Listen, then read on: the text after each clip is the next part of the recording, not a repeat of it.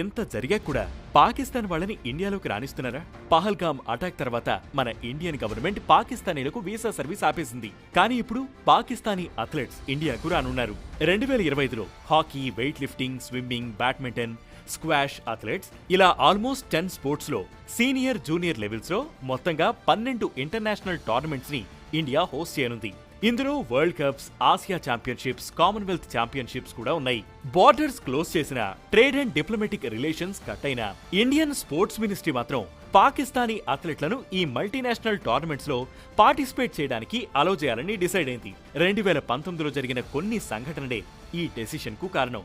2019 ఫిబ్రవరిలో పుల్వామా అటాక్ జరిగింది. ఆ తర్వాత ఢిల్లీలో జరిగే షూటింగ్ వరల్డ్ కప్ లో పార్టిసిపేట్ చేయడానికి 3 పాకిస్తానీ అథ్లెట్స్ వీసా కోసం అప్లై చేసుకున్నారు. బట్ వారి వీసా రిజెక్ట్ అయింది. దీంతో ఆ టీం టోర్నమెంట్ నుంచి వైదొలిగింది. ఇండియన్ గవర్నమెంట్ నుండి అఫీషియల్ అనౌన్స్మెంట్ లేనప్పటికీ international shooting sport federation and Pakistan national rifle association మాత్రం పుల్వామా అటాక్ వల్లే వీసా రిజెక్ట్ చేశారని పేర్కొన్నాయి.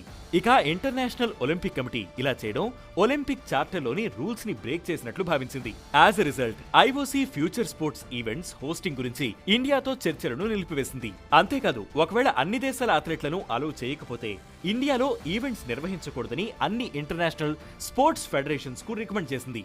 దీంతో అన్ని దేశాల అథ్లెట్లను ఈవెంట్స్ కి అలౌ చేస్తామని sports ministry Indian Olympic association కు రిటర్న్ గ్యారంటీ ఇచ్చింది.